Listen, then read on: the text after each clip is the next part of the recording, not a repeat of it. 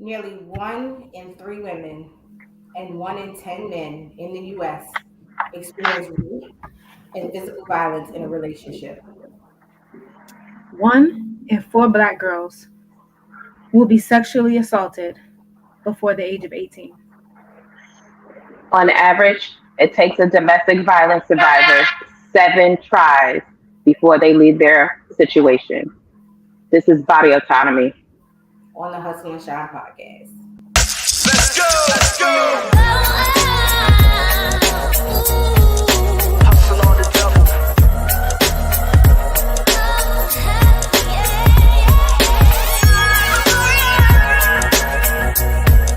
Hustle on the double.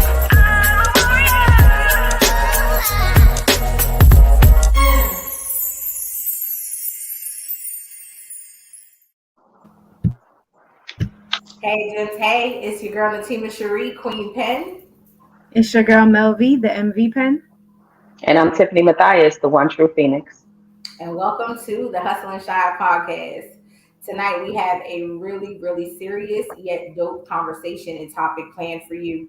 We ask that you please be respectful in the comments. If you disagree with anything that we say, your disagreement is welcome as long as it is done respectfully. Our intention is to help someone, anyone who has experienced what we're talking about tonight.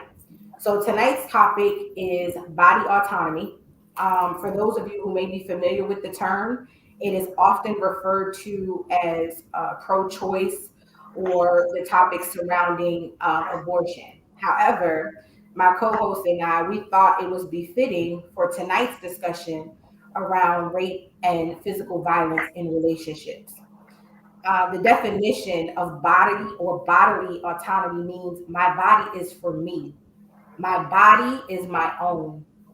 It's about power, it's about agency, it's about choice, and it's about dignity. And many women who are victims of rape, sexual assault, sexual violence, or any type of domestic violence often no longer feel that power. And so we want to give some of that power back tonight in this discussion.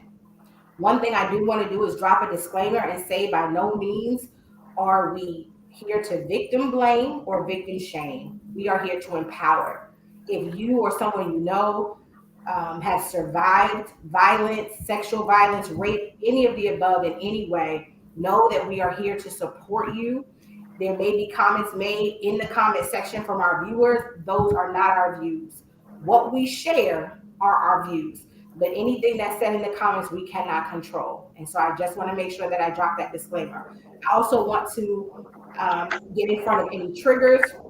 So there is a trigger warning. Some of what we might share, might say, what you might hear may be extremely triggering. On the other hand, I also want to mention that we are not biased. There is no gender preference. We understand that men too have dealt with rape and other forms of sexual assault and sexual abuse. So by no means are impartial that only women struggle with this. However, as women, we are going to speak from a perspective and a vantage point that we know and we're familiar with. So we want to make sure that no one feels, like they're being left out or that we're biased and we're only, speaking to women. Men, we know that you have faced this as well. So with that said, I just want to open up with the recent case that everybody's talking about, y'all. Like everyone's talking about Cassandra Ventura, I believe is her last name. On November 16th, she filed a lawsuit accusing Diddy of physical and sexual abuse across a decade, for their relationship. I believe she was 19 when they got together, and they were together for about a decade. I believe it was a day later, there was a settlement. The settlement was about $30 million plus her attorney fees and all this stuff. When she had her interview with New York Times, she said that she was finally ready to tell her story and speak on behalf of herself and for the benefit of other women who face violence and abuse in their relationship. Now, we applaud her for that. Unfortunately, because of how quickly the settlement happened and both parties referred to it as amicable, settlement, many people then started to shame the victim. They started to blame her and say that she was looking for a payday, it was a money grab, all these negative things. And so Tiffany, myself, or excuse me, the Phoenix, myself, and the MVPen, we want to not only talk about Casey and her case with Diddy, but we want to talk about this holistically and women that have dealt with this, their outcry, people not believing them, all the above. So before I come to you, Tiff, I do want to comment on just the annoying comments that I'm constantly seeing in social media that this was a money grab. If you have never been sexually assaulted, you have no idea how hard it is to come forth, especially with someone with that type of prestige, that type of power, that type of influence. If you're gonna blame someone like that and falsely accuse them, you better have a damn good reason. And so, no, I believe her. I Mm-hmm. believe her because, again, if it was about a money grab, if that was the only reason that she was doing this, or let me say this, let me not even go there. If they settled that quickly, both parties agreed that it was amicable, I'm pretty convinced there was likely some irrefutable evidence that would have took his ass down. Mm-hmm. There's no way you agreeing to pay nobody $30 million if you ain't do nothing wrong. Okay? Exactly. Y'all keep saying it's her, it's a money grab. She probably ran out of money. She broke. You're not gonna go after nobody that powerful with that much influence and that much money and people in high places that got his back if you ain't sure about your claim. So again, let's stop victim shaming, victim blaming, and let's look at the totality of his character over the last 30 years. A lot of things that have happened under his leadership. Mm-hmm. He's dead. Kim went to prison. I mean, I know y'all got more that y'all can contribute, but I'm not about to ride him as a nevertheless, let me come to you, Tiff. What are your views specifically about the case with Cassie? So I'm gonna, this is full disclosure and everything like that. It took me 30 years before I shared my story with someone who I thought I could trust. Initially, I told my story to family, and I wasn't believed. It was, stuff that was swept under the rug. It wasn't really addressed. And then for a few years, it was the elephant in the room, and then it wasn't. Um, so for me, it took 30 years before I had the courage to bring it back up because initially, some people didn't believe what I was saying. Partially, I was blamed then. And at the time, I was a teenager. I was about 16, 17 years old. And I was blamed, So it's very difficult to be on the outside of any discussion that's this intense and say what someone would do in that situation. When you look from the outside in, it's always logic that you think with. Oh, if that was me, I would do this, that, next, and another. I wouldn't handle it that way. When you are the person who has been violated, when you are the person whose reputation is on the line, because let's call a spade, in a sexual assault situation, the victim is always the one who carries the shame. She is always the one who gets name called, loose, slut, all these vulgar terms, and never the predator or the attacker. And then to just round up what I'm saying, or wrap up what I'm saying, I read that she said having a child also helped her be able to get the strength to tell this story. Yeah. And to piggyback off of what you said, if he ain't have dirt in his closet, it wouldn't be no settlement. 19 hours. It took 19 hours for some. So it was, let me pay this 30 mil because who the hell know what's about to come out of there. And all I'm going to say is this just might be the tip of the iceberg. Yep. Agreed. Agreed. Mel, what are your views on this matter? I have to co-sign with Tiff. I've experienced some form of sexual violation or sexual assault twice.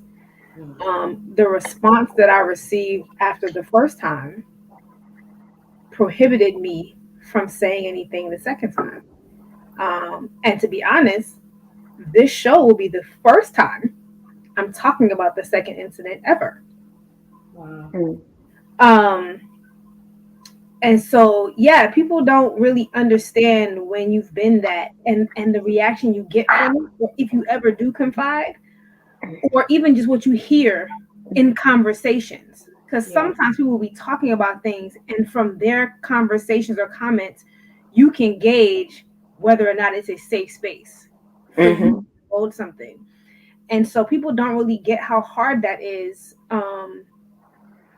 When, like Tiff said, when you're the one dealing with the shame, because I think even as victims, when you initially go through something, initially you question was it something I did I do something wrong, was I it's you initially do that. So it takes time to kind of realize and be like, you know what, no, that was wrong. Yeah. I find it interesting. I was scrolling, and I stumbled upon a post, and they were playing an audio clip from 50 Cent about the situation. And he said in the clip, he was like, he remembered back, when Cassie and Diddy were first kind of involved, and him and Diddy were at that time close. And he said he remembered getting a video on his phone of Cassie in a very compromising position. And he said immediately he called Diddy and was like, hey, like, let me ask you a question. Like, you and Shorty, like you serious about her? Like, you know what I'm saying? And Diddy was like, yeah, like, no, like, I really, he's like, all right, I'm gonna send you something. Take a look and call me back. And he said Diddy called him back and was like, thank you, but like, was like, yo, where'd you get that from? Whatever. And he was like, his whole demeanor behind it, like, he didn't seem surprised. He didn't seem like upset, like, who's sending this about with my woman, who's kind of, and he was like, when he said when it happened, he was like, in his heart of hearts, he kind of just, he felt like Diddy knew that the video was out there. Like, he said his whole demeanor just didn't seem of someone who was seeing it for the first time, or who was kind of like in an outrage of your woman being out there exploited in that manner. And it didn't surprise me. Do you know what I mean? Like, just understanding, I'm not that far deep in the industry like that, but I am in the entertainment industry. So just seeing how women are viewed and kind of how they're placed and what's expected of them, it doesn't surprise me that this was something that she endured.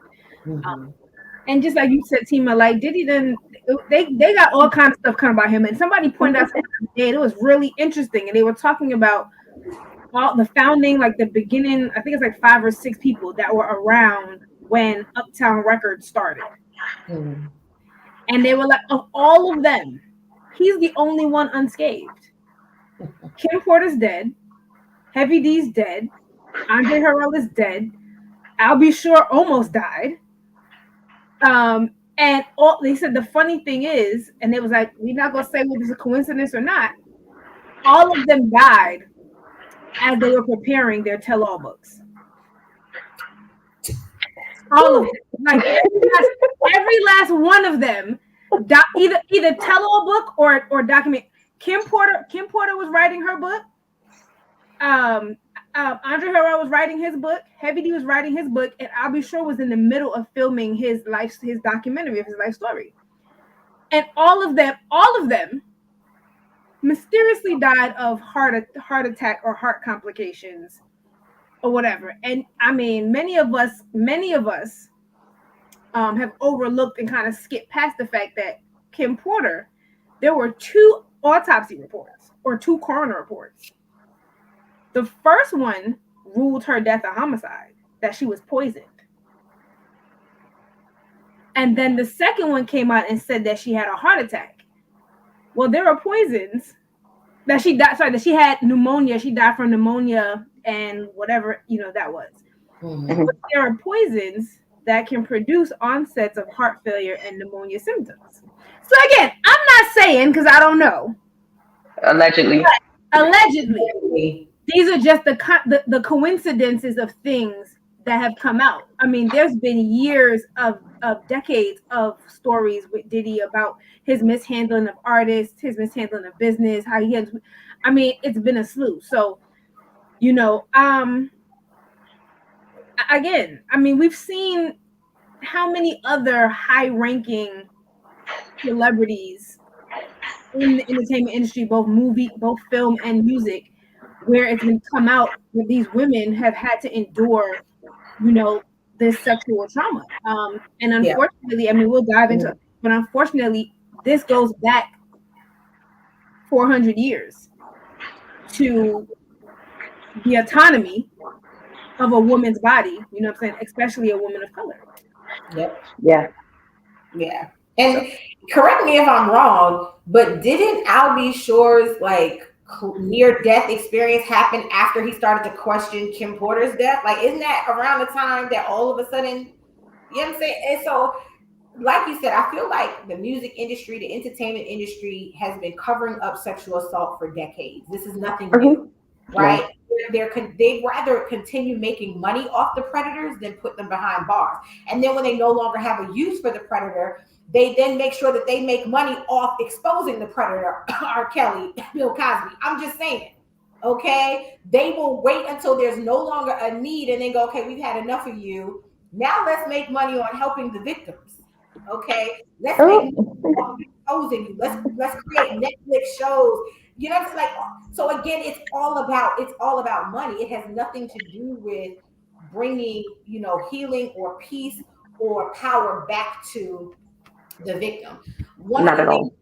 One of the subtopics I want to dive into, and then we're going to come to the comments. We see you, gems and gents. We're so grateful that you're here. But we do have a lot prepared. The 3 of us have studied. We have statistics to share. We have information to share because we all have experienced sexual assault in some form. Maybe not necessarily in a relationship, but with someone we know, or even with someone we didn't know. And if that's you, we hope that you'll stay tuned. If you know someone, don't embarrass them, but just, lightly nudge and say, hey, this show might be one that you're interested in. Okay, don't tag them because we don't want them feeling any pressure and we don't want them feeling any shame. But if you know somebody who can benefit from anything we hope to share tonight, make sure that you just send them that little friendly text like, hey, Hustle and Shine might be talking about a topic that would interest you. But one of the things that I definitely want to dive into first is the outcry. Why is it so important for us to believe someone when they say, I've had this experience? And like the 2 of you, I was sexually assaulted in college.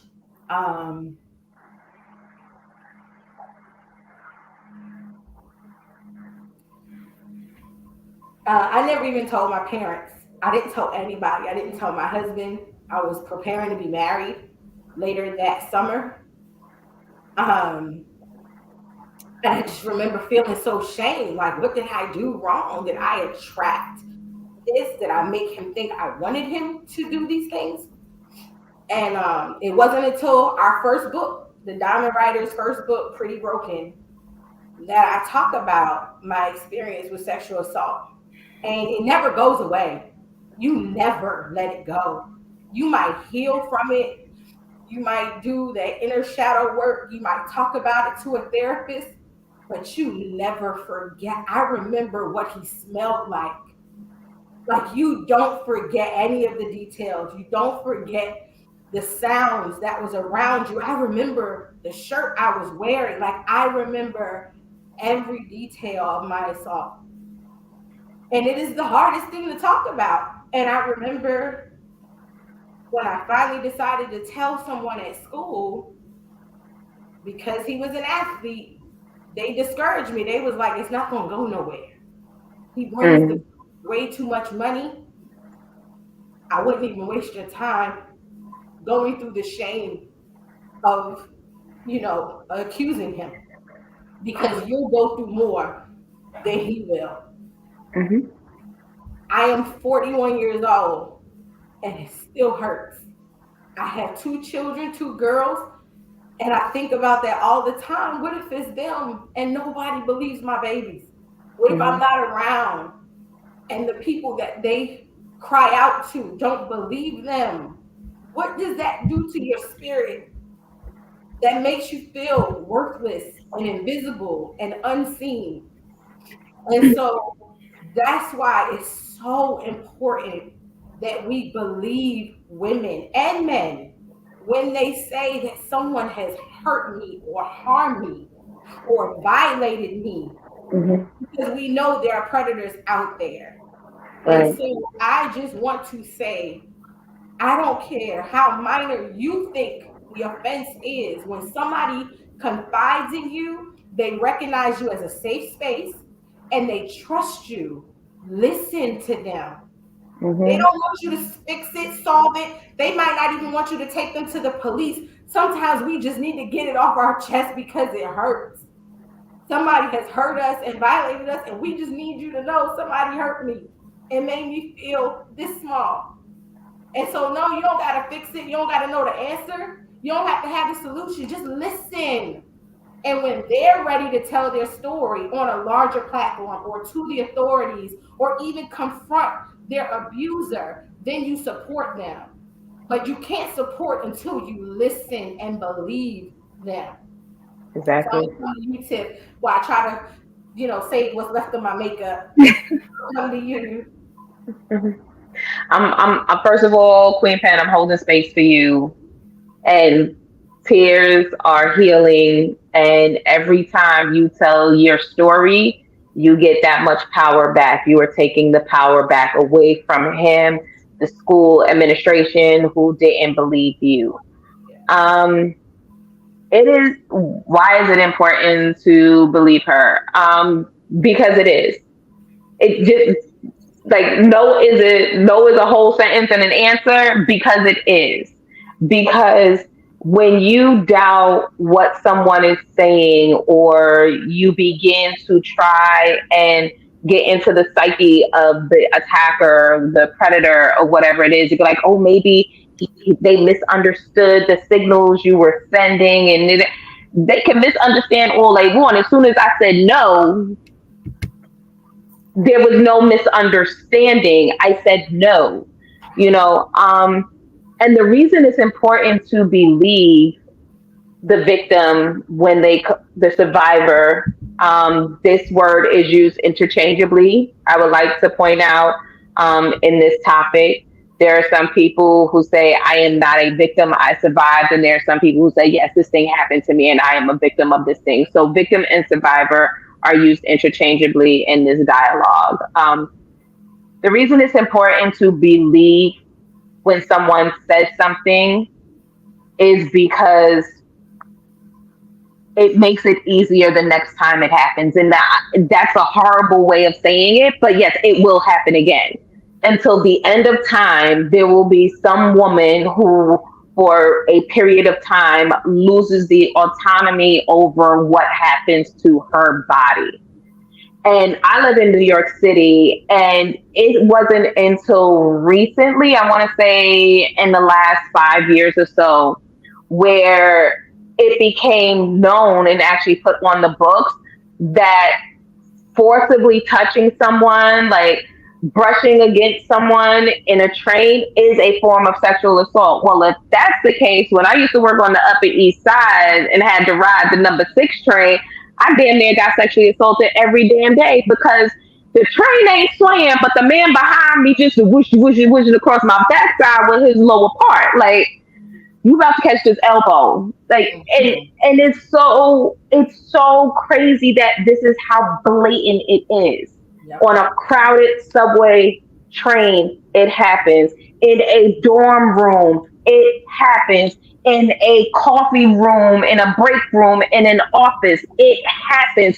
In the Oval Office, it happens. In the Senate, it happens. In the school where your child goes, it happens. It happens everywhere. There is no place where sexual violation does not take place. And don't think just because they said that the deacon at the church did it, it happened. You have to believe them because it gives the power. It's the first step in giving the power back to the person who this horrible thing happened to.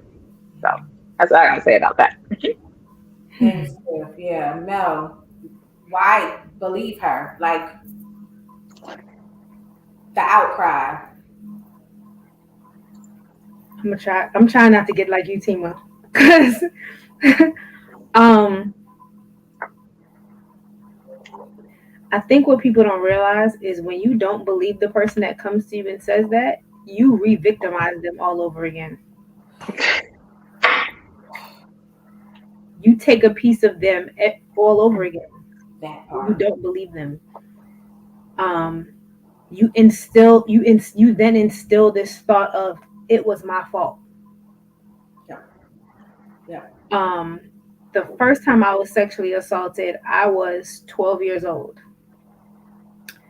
Stranger at my nephew's birthday party, and he backed me into a corner and tried to go in my pants and was filling me up. And somebody saw him and screamed out that it was happening, and he ran out.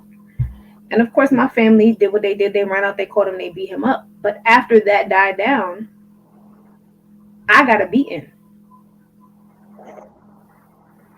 because I got told I shouldn't have been in the hallway. I shouldn't have been. And this was the hallway that led in and out. So the kids were running in and out. But I got beat. And then after I got beat, I had to go to the police station and tell what happened. So now I'm supposed to tell the police what happened. But now I'm like, but it was my fault. And Tima, you're right. You never forget. I didn't know this man from Adam. Never seen him before in my life. But I remember the day I saw him again. And I immediately knew who he was. He just happened to be in my neighborhood. I saw him for all of 3 minutes while the assault was happening in a dark corner. But the minute I saw him, I almost peed myself. And this was years later. It was probably a good 3 years after it happened. I'll never forget what he looks like. Even worse, he was drunk and severely inebriated and whatever when it happened. But he got out in a couple of days. And that was it. So the second time it happened to me, I was in a relationship. And this may fall into the free her or empower her part. But we have to stop telling women and girls, and we have to stop using this stage. If you won't do it for him, somebody else will. We have to stop that because you instill this mindset that I have to have sex with him whenever he wants it, because if I don't, he'll go get it somewhere else. And many of us don't think that or view that as sexual assault. If I have sex with you because you guilt me into it, or because you even in my partner, you force yourself, or I feel like I cannot say no to you, that's a form of sexual assault, because I'm not doing it because I want to. I'm doing it because I feel like I have no choice. Yeah. Mm-hmm. Yeah. And I was in a relationship where that was what it was. Even if I've been like, I don't want to, I'm not in the mood, it was forced on me. And it became so much to the point where when I finally did, I would give it whatever, and there was no just whatever. When it got to the point where I finally was like, no, I got thrown down and it was taken from me. And I was told, You're my woman. That belongs to me. I can have it whenever I want it.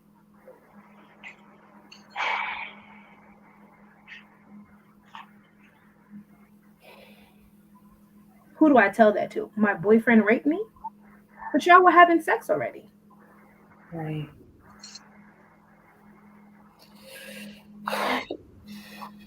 We have to adjust our mindset around what sexual assault looks like and also what the impact is on that individual, because just because you weren't penetrated doesn't mean that you weren't sexually assaulted.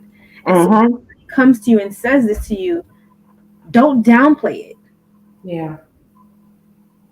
You have to believe them, because you re-traumatize them again That part. every time. Yep. And unfortunately, and I don't know Cassie's situation. However, it's very likely that she told someone and they either said what they said to you, Tima. Oh, you know who that is. Don't say nothing. You can't. Or they didn't believe her. Right. So she quieted herself and kept that to herself. It takes every amount of strength out of the person when they take all the strength that they have to tell you something, Yep. and you shoot that down. Yep. Can I interject here real quickly? Mm-hmm. Even if she didn't open up her mouth and use the words, I'm studying now to reactivate or get my cosmetology license in New York State reactivated. That's right. Sis is collecting her coins every which way she can. And since 2020, it's been mandated that anyone who gets a license in enhancement, so that's makeup artists, cosmetologists, barbers, all that other stuff, they take a 1 hour course in recognizing the signs of domestic violence and physical abuse. Somebody was covering up bruises. And that's what I'm going to say on that. Mm. You don't have to open your mouth in order for someone to know something is going on. Yeah. And so someone was probably paid a pretty coin to cover up bruises so she could be the arm candy that she needed to be on those red carpets and in those meetings and on those vacations and all that other stuff. Yep. Or I think it also said sometimes he disappeared her until she was healed up. Mm. Because sometimes it ain't enough. What TLC say? That can't cover all the bruises. Ain't enough. Yeah. So sometimes, and Team and I, we light skinned it. Cassie is light skinned it too. We bruise very easy. It takes, on average, a bruise on me, a nice one that gets like this. It takes about anywhere from 10 to 14 days to heal. And it goes through the ugly stages, like where the last stage is where it's green. We call it the ombre. The ombre bruise. Seriously, it goes through different colors. So true. But yeah, Cassie in the same complexion hue family as me and Tima. And so trust and believe, if hands was put on her, she bruised. Yep. And somebody covered it up. and just to add in with that, not even just physical bruises. Y'all noticed her demeanor change. Y'all noticed her energy changed when she's one way when he's not in the room and another way when he enters the room. And then this doesn't just go to Cassie. This goes to, you know what I'm saying, the people around you. Pay attention to those things. Yep. When that person is, you know what I'm saying, they don't need to open their mouth to say it. Believe their body language. Yep. Believe their character changes. Believe that. Yep. If nothing else, you know, and believe that sexual assault does not have to look the way you think it has to look for it to be sexual assault. Yep. That part. Yeah. It also, after the assault happened, Mel says she remembered what this man's face looked like years later, and she almost peed herself. And Natima says to this day she can still smell the cologne that her attacker was wearing. Twice, my incidents happened while I was in bed. Two different occasions, two different people. My husband, the man I've been with for 10 and a half years, cannot, you know how in the movie the man rolls over and kisses his wife and his eyes open? I wake up swinging. It is a 50-50 that when my husband goes to caress me in the middle of the night, if I'm going to melt into the embrace of my loving husband, or if I'm going to jump up like I'm being attacked. My husband is now living through my trauma of situations that happened way before he came into my life. Yep. So the results of the assaults show up different ways. Even my children know, like, there's a certain way you have to wake up mommy. If you've ever seen Bringing Down the House with Queen Latifah and she jump up to about who on it with Lee, it's funny on TV. It's funny in the movie. But when that's how your wife or your woman wakes up and you never know, like, all my kid wanted some water and I might be swinging on her. Yeah. All my man wants is a hug and I might be swinging on him. Yeah. That messes with them. They are now victims of that person who violated me. They are now victims as well because they now get the residuals of what happened. Yep. So it's not like that person is assaulted and then it stops there. Tina's thinking about her daughters. Mel will be thinking about what it does. It just ripples out. Yeah. And so that's something I just wanted to bring to the table. And it's great though, Tiff, because that's actually our next topic. Free her. I wanna dive into the residue of assault, the residue of rape and sexual abuse, and how it does show up years later and in other areas of our life. But before we jump into Free Her, let's check and see who's in the room. We want to certainly be grateful to the women and gents who are with us tonight. We know this is a heavier topic than you're used to coming from us, but we thought it was necessary. And so we hope that you'll bear with us. Who's this? Charlene Levy. Is that? That's Lavi. Hi, thanks so much for being here. We so appreciate you. We love her. We got a couple of new names tonight. Trell Maurice, good evening. Thank you. Hello. Hey, King. We appreciate you. Raheem is here. Thank you so much for the love, gent. We appreciate you being here.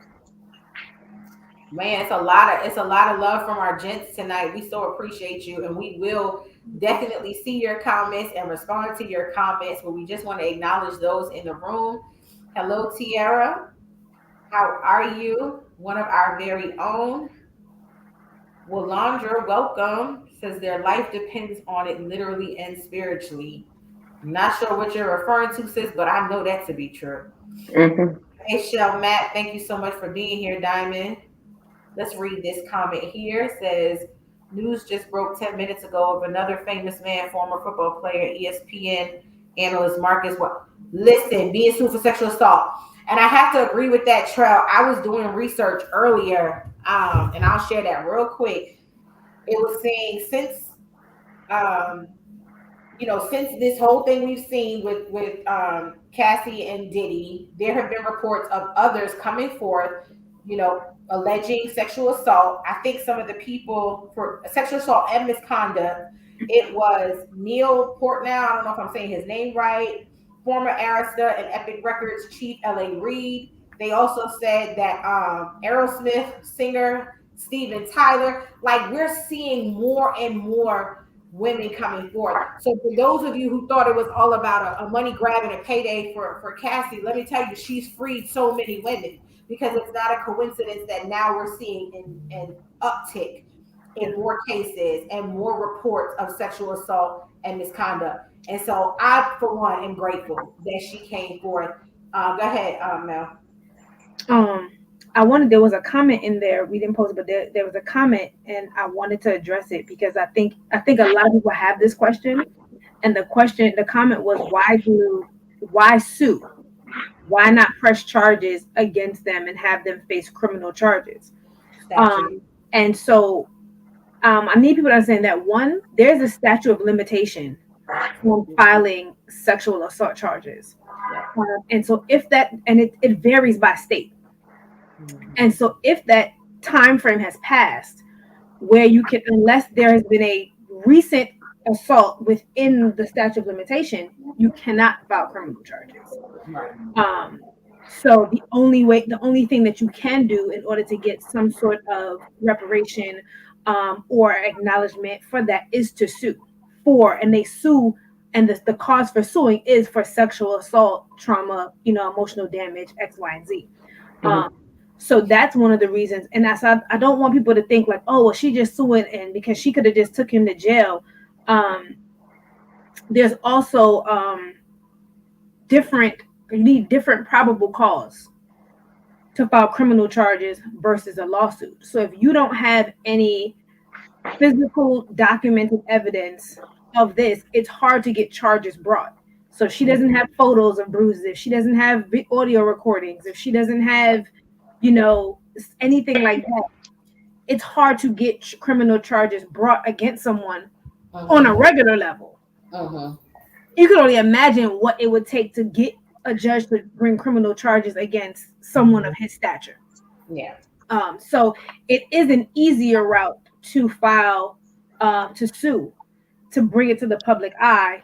It's a lot easier to file a lawsuit than it is to file criminal charges. So I just wanted to bring it up. And I think a lot of people do ask that when you see a lot of these lawsuits come up. Well, why are they suing? Why they don't just take him to jail or criminal charges?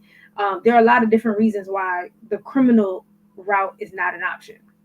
And even for women who, sue for punitive damages or compensatory damages, regardless, it's still exposure. And that's what we need to focus on. They're still being exposed for their abuse. They're still being exposed as predators. Because perfect example is Harvey Weinstein, or whatever his name is. He had over 87 women come forth and alleged, that he had abused them or sexually assaulted them in some way throughout his lengthy career. And many of them may never make it to court. They may never see the inside of a court because of statute of limitations and things like that. But their story has been heard. And that's what matters. When you're truly a victim, the money is not the goal. It's exposing you know what I'm saying? You want to expose the person who assaulted you. You want to expose your abuser. So that's really what the focus is. It has nothing to do with, well, at least I'm going to get paid. Because let me tell you something. Money don't take the pain away. Money does not restore that part of you that died when that person took your power away. None of that money will ever change her situation. She'll never get that decade back. But if that's what she needed to do to at least expose him, and then hold a mirror up to him to say, you're a monster, and you're going to pay for being a monster. To me, if that's the best that they can do, I'm here for it. Exactly. I'm here for it. But I want to transition. We are running out of time. Y'all know I'm trying to do better at us, keeping us at this hour. But I want to talk about freeing her. And Tiff, you did such an excellent segue into what I intended the subtopic "Free Her" to be about. As I mentioned, my assault happened a little less than a year before my wedding. And it was so hard to be with my husband, because in my mind, any type of closeness from a man in that way, it triggered my thoughts. And so for a very long time, I struggled to be physical and sexually involved with my own husband because of what I had gone through.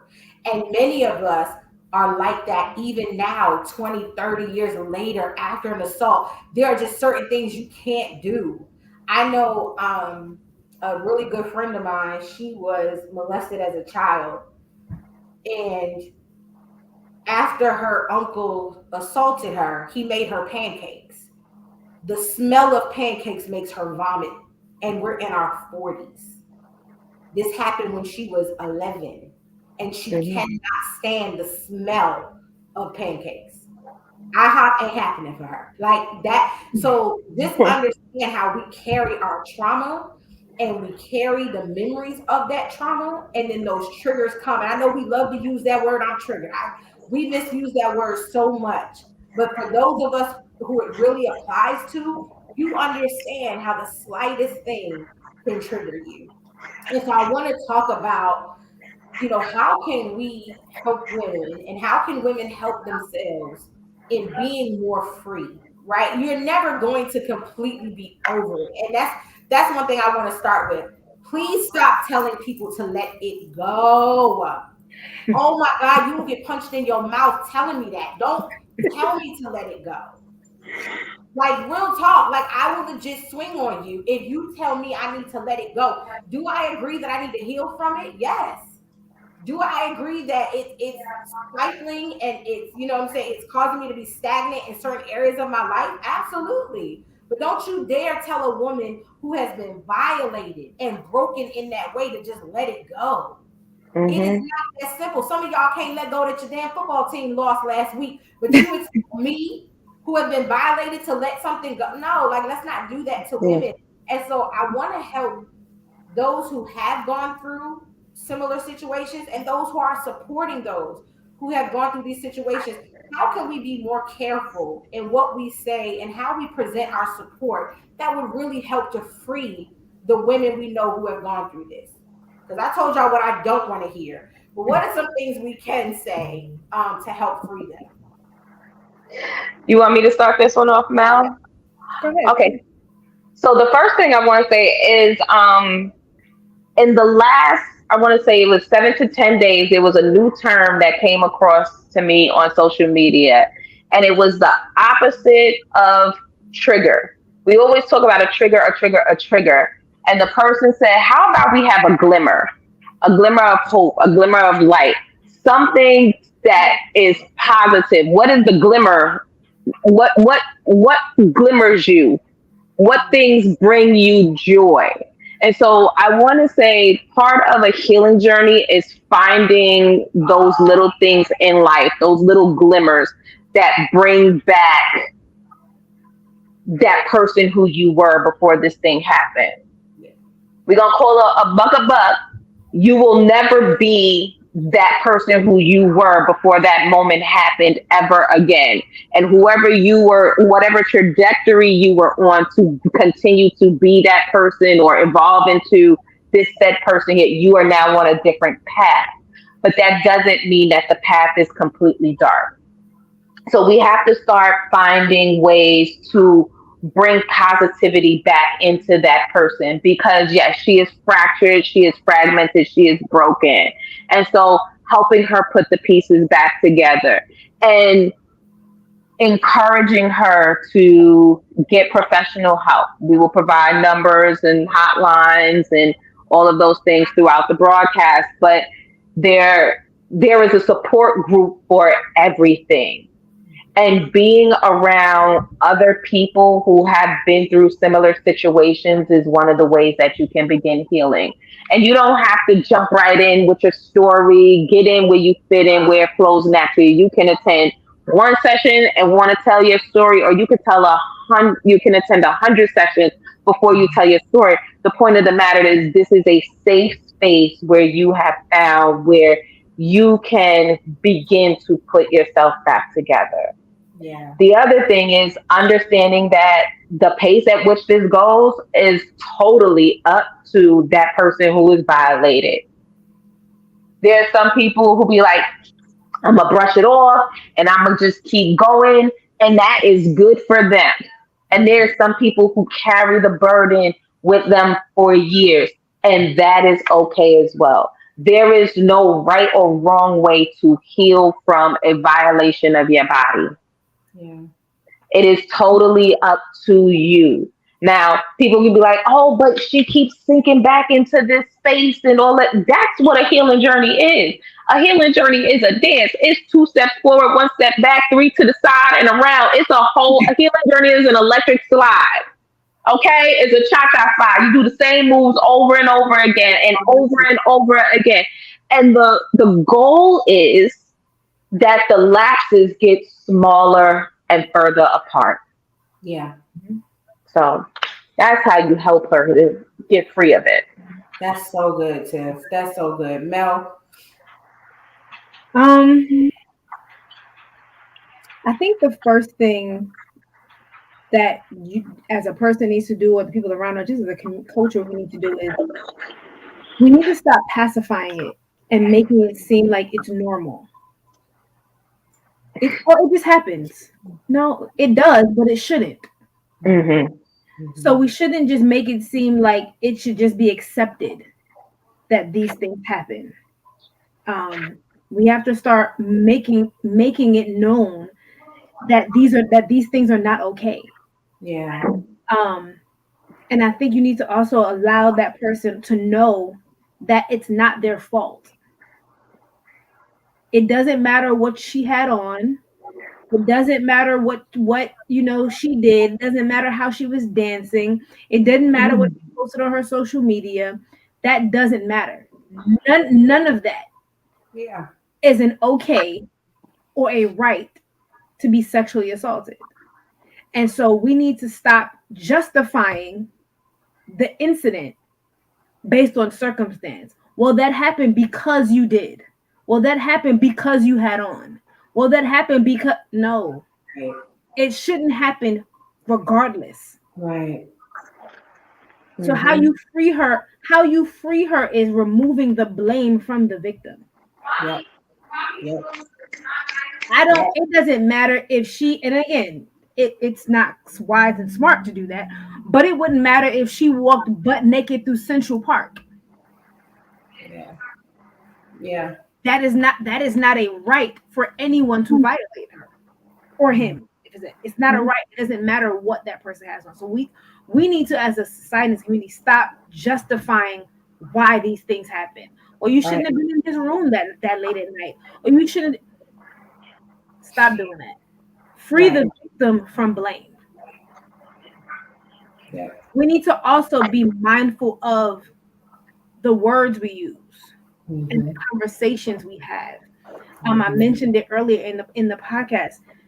We don't think about how certain things we say in casual comments and casual conversations give a pass for certain actions and activities.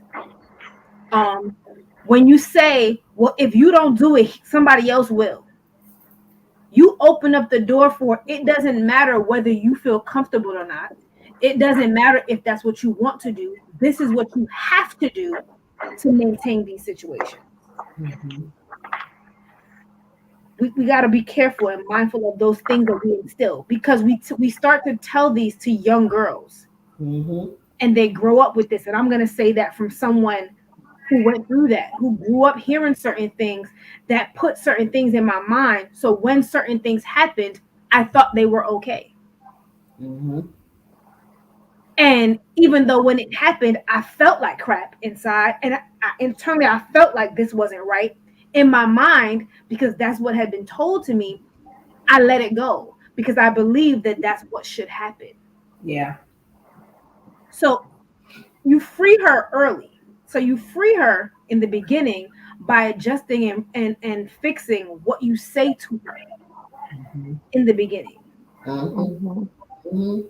A woman's prized possession is not between her legs. Stop telling people that. Stop telling girls that that's what makes you beautiful, is because of how you look or your physical appearance or what's between your legs. That's how you get and keep, because now you've put all the value in that. So that's what's out there. Yeah. So people feel like, well, that's what I have to offer.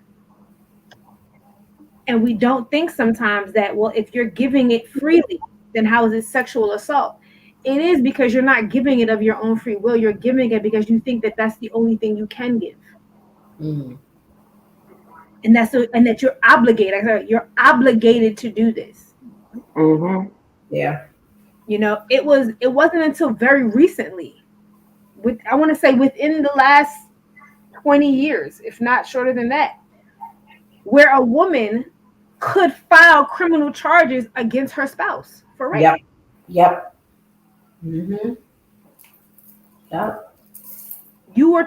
It was his. Whenever he wanted it, whatever he wanted, however he took it. Yep. That was it, and there was nothing you could do about that. Yep. And so, unfortunately, this freedom has to go back 400 years. This freedom has to go back to slavery. Mhm. It has to go back to the beginning of time when women lost autonomy of their body.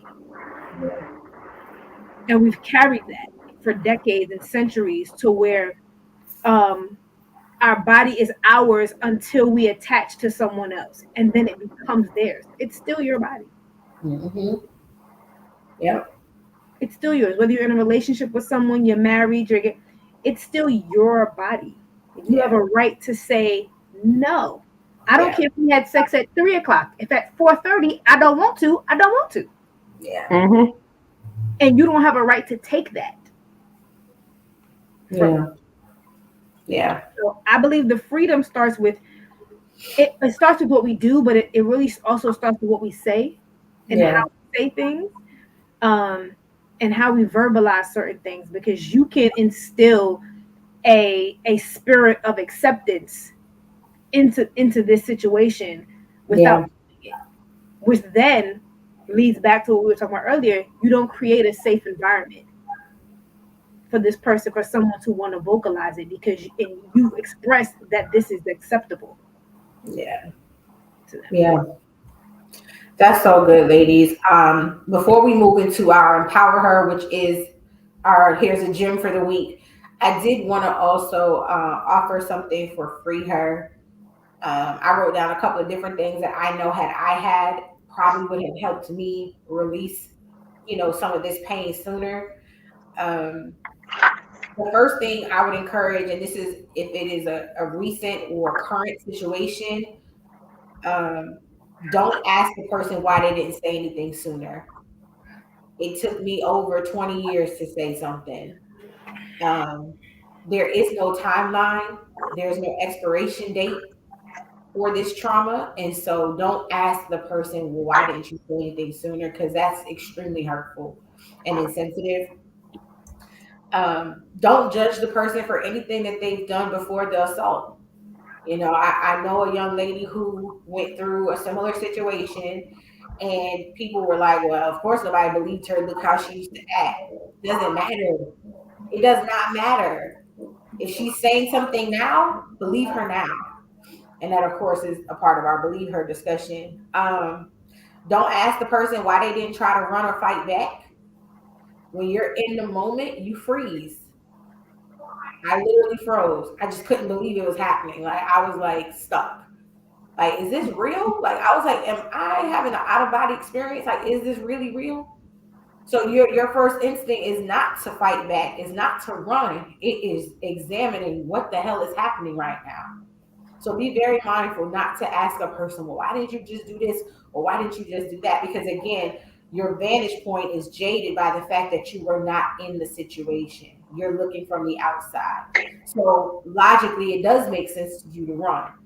No different when, we're in any type of situation. We always tease white folks how they go investigate something where black folk run. Well, sometimes you don't know to just run. Sometimes that's not your first instinct. So don't put that on the person. Um, Another thing I wanted to say is like respect their boundaries and be patient with them. Some of us don't want to fix it today. We need time. And so don't rush anybody to be okay because that's extremely unfair. There is, like Tiff said, the healing journey, there's so many layers to it. Because when you go through something like that, you start to think about other instances that could have caused it. Well, I was bad to my mom, and maybe this is karma or the universe. Like, you just don't know what people are thinking and what they're processing. So be very patient with them and respect the boundaries that they set. For a long time, I couldn't hug men. I did not want to hug from my male cousins. My uncle, don't can touch me. If you was a dude, don't touch me. I did not want to be touched by a man at all. Like, leave me alone. And it wasn't that I hated my uncles or brothers or male cousins. I just was too tender. I couldn't deal with it. It was too triggering. And so respect if somebody's in that space. You invite them out for a drink, they're not ready to go out and drink. Don't be mad. Let them have the space that they need. And for people who have dealt with sexual abuse or sexual assault or rape in the past, and you are now dating someone who's gone through that, please be emotionally intelligent and don't bring that up. Don't ever weaponize it. Don't ever throw it back in their faces. Because that is the worst thing that you can do to someone who's been through that. Do not bring it up. If they trusted you and confided in you, it was to open up a part of them that they probably kept closed for a long time. So don't you dare use that to hurt them in an argument or to get your way. Like seriously, don't, because I got a bullet for you. I promise you. Like that is painful stuff. Don't do that to nobody. So that's all I wanted to say on freeing her. It's our responsibility to help those that are in our, our sphere of influence, those that are in our tribe, in our circle, whatever you refer to it as. If they've told you, now if they haven't said anything, you don't know, then none of this applies. None of what we said applies. But if you are aware, make sure that you create a safe space for them to heal at their level of comfort and when they're ready. Don't push them, but support them. Support is not the same as pushing or forcing. And so normally we would close the show with a gem. Instead, we want to give you an empower her moment and word of wisdom or encouragement. But before we do that, I do want to share some really important numbers. If you are a victim of sexual assault, sexual misconduct, sexual abuse, sexual harassment, please know that there is a safe space for you. You can report it confidentially, anonymously. You do not have to come forth unless you're ready. But this number is available to you. The National Sexual Assault Hotline is at 1-800-656-4673. There's also, I believe, a text. Do we have the text number? I don't know if we do, but if not, I know Tiara, she on it. She'll get it in our spoonful when she does a recap of the show. We'll make sure that she has that text so that you can also use text. And then lastly, the National Domestic Violence Hotline. If you are in an abusive relationship, if you know someone in an abusive relationship, this is another really great resource for you. 800-799-7233. This is a situation that is near and dear to my heart. As Tiff said, I have 2 baby girls and I'm constantly thinking about this. She has 3 girls, so I know it stays on her mind. We live in a very ugly world. So we have to be the beauty that these women see. We have to remind them that there is still love and healthy relationships after their assault. Many of us go inward and never want to date again. We never want to trust again. We never want to open up again. Let's be the example for them. Let's show them that they can heal and love after these types of experiences. So, ladies, we are already over time, so let's keep it quick. What is your empower her instead of a genie tonight? I'll come to you first, Mel. Just be mindful that rape and molestation are not the only forms of sexual abuse. There are so many different things that can happen to someone that can constitute sexual trauma, and I'm just going to say sexual trauma. And so be mindful that if somebody shares that with you, get out of what you consider is sexual trauma or sexual abuse, and listen to them, because what may be offensive to you or what may not be offensive to you may be offensive to them. And then this is an empower her kind of slash threats or accusations of sexual assault are not a get back. Okay, it's a real thing. There are people out here that are really struggling and suffering from PTSD from these experiences. So do not weaponize it to get back at someone and falsely accuse someone of these things because you want to hurt them. You are diminishing and demoralizing the people who have actually gone through this. Yeah. So please be mindful of that. Just be conscious of the fact that this is something that thousands of women and men suffer with and struggle with daily and are victimized by daily.